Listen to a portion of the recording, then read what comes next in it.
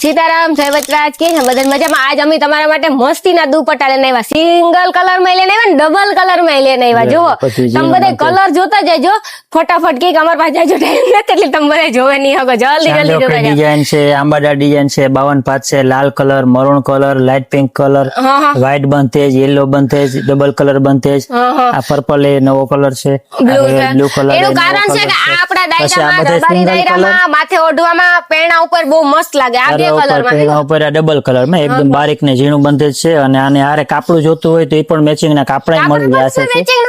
કાપડા મળી જાય છે.